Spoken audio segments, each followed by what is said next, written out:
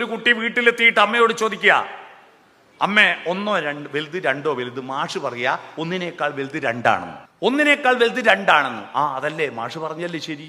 അപ്പൊ അമ്മേന്റെ ഒന്നാമത്തെ മോനാരാ? നിന്റെ ഏട്ടൻ. രണ്ടാമത്തോ നീ? ആരാ വലുത്? ഏട്ടനല്ലേ.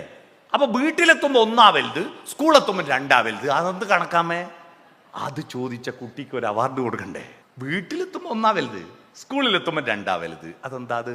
എന്തിന് ഈ ഇത്രയും ബുദ്ധിയുള്ള കുട്ടികളെ നിങ്ങൾ ഈ ഫുൾ എ പ്ലസ് എന്നതിൽ കെട്ടിപ്പൊട്ടിയിടുന്നു?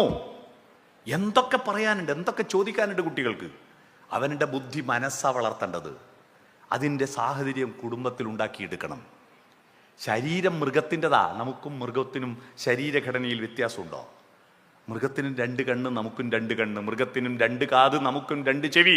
മൃഗത്തിനും മൂക്കിന് 2 ദ്വാരം, നമുക്കും മൂക്കിന് 2 ദ്വാരം. മൃഗത്തിനും ചോരക്ക നിറം ചോപ്പ്, നമുക്കും ചോരക്ക നിറം ചോപ്പ്. മൃഗത്തിനും അസ്ഥിക്ക് നിറം വെള്ള, നമുക്കും അസ്ഥിക്ക് നിറം വെള്ള.